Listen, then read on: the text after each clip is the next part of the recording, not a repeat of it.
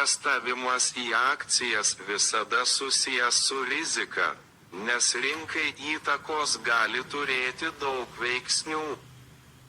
Norint sumažinti šią riziką, būtina atlikti išsamų tyrimą ir diversifikuoti savo portfelį. Tačiau kai kurie veiksniai, galintys turėti įtakos akcijų judėjimui ir vertei, yra šie: 1. Pasaulinė politika, vyriausybės politika, tarptautinės prekybos sprendimai ir šalių diplomatiniai santykiai gali turėti įtakos akcijų rinkai. Pavyzdžiui, Centrinio banko sprendimai dėl palūkanų normų arba prekybos įtampa tarp pagrindinių šalių gali sukelti rinkos nepastovumą. 2. Pasaulinis saugumas, geopolitiniai konfliktai ar įtampa, pavyzdžiui, Ukrainoje ar artimuosiuose rytuose, gali sukurti neapibrėžtumą rinkoje. Investuotojai tokiose situacijose linkę vengti rizikos, o tai gali lemti akcijų rinkų nuosmukį. 3. Gamtos reiškiniai, stichinės nelaimės, PVZ, žemės drebėjimai, uraganai ar laukiniai gaisrai, gali turėti įtakos konkrečioms įmonėms ir sektoriams.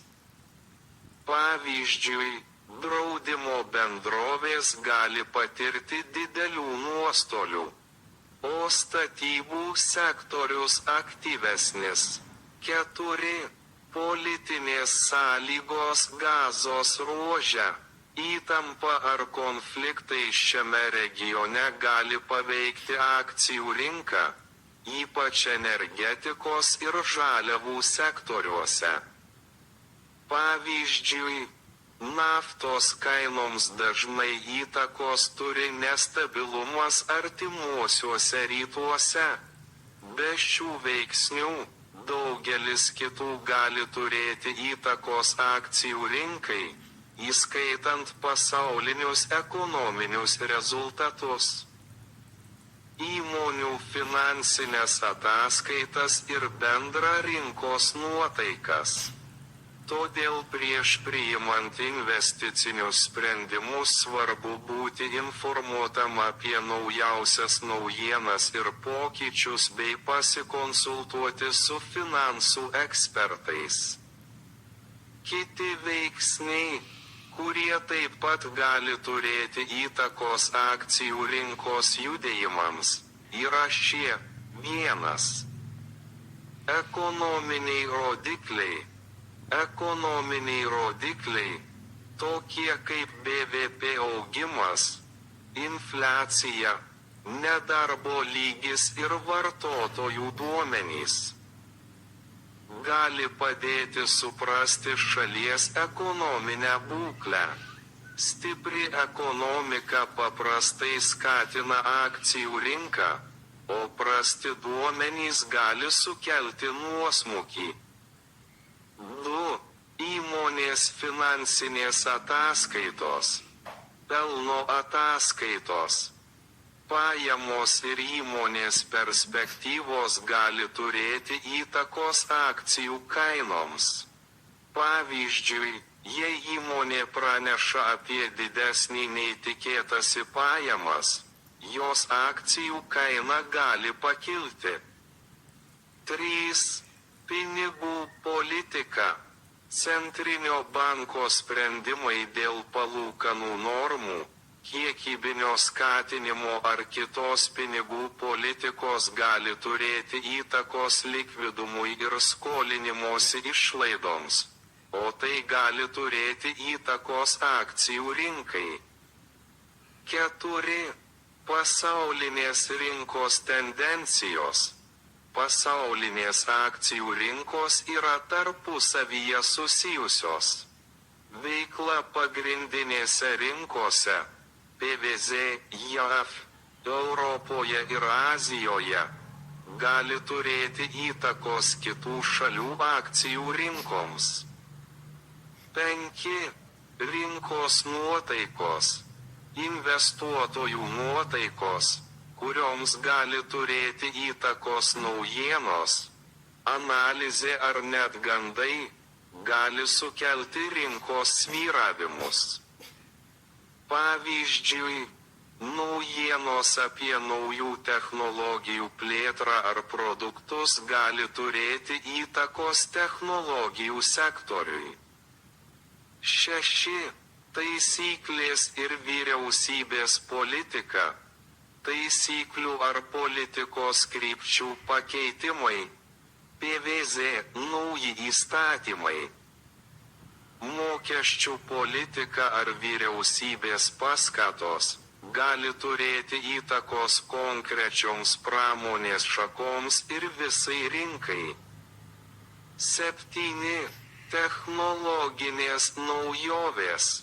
Technologijų pažanga ir naujų technologijų diegimas gali sukurti naujų galimybių ir pakeisti rinkos dinamiką. Pavyzdžiui, dirbtinio intelekto, atsinaujinančios energijos ar medicinos technologijų raida gali turėti įtakos susijusių sektorių atsargoms. 8. Demografiniai pokyčiai. Gyventojų demografinių rodiklių pokyčiai. PVZ. Gyventojų senėjimas ar didėjanti urbanizacija gali turėti įtakos tam tikrų produktų ir paslaugų paklausai, o tai savo ruožtu turi įtakos akcijų rinkai. Atsižvelgdami į šiuos įvairius veiksnius, investuotojai gali priimti labiau pagrįstus sprendimus dėl savo akcijų rinkos investicijos. Apskritai sunku tiksliai numatyti, kurių akcijų vertė padidės. Nes akcijų rinkai įtakos turi daug greitai kintančių veiksnių. Tačiau kai kurios atsargų kategorijos, kurių vertė tam tikromis sąlygomis didėja, yra 1. Technologijų atsargos. Technologijų sektoriaus įmonės dažnai sparčiai auga, ypač jei jos yra novatoriškos ir pirmauja tokiose srityse kaip dirbtinis intelektas, debesų kompiuterija ar medicinos technologijos. 2. Sveikatos priežiūros atsargos. Farmacijos ir biotechnologijų įmonių vertė gali padidėti, ypač jei jos kuria sėkmingus naujus vaistus ar medicinos technologijas. 3. Vartojimo atsargos. Vartojimo prekių ir mažmeninės prekybos sektorių įmonės gali augti, jei ekonomika yra stipri, o vartotojai turi didelę perkamąją galią. 4. Atsinaujinančios energijos atsargos. Augant supratimui apie klimato kaitą ir pasauliniu mastu siekiant švarios energijos, atsinaujinančios energijos sektoriaus, PVZ, saulės ir vėjo, įmonių vertė gali padidėti. 5. Apsaugos atsargos. Įmonės, teikiančios būtiniausias prekes ir paslaugas, PVZ, maistą, gėrimus ir komunalinės paslaugas, paprastai yra stabilios ir gali atlaikyti ekonominės krizės. Todėl jų atsargos tampa stabilesnės ir gali augti. 6. Finansinės akcijos.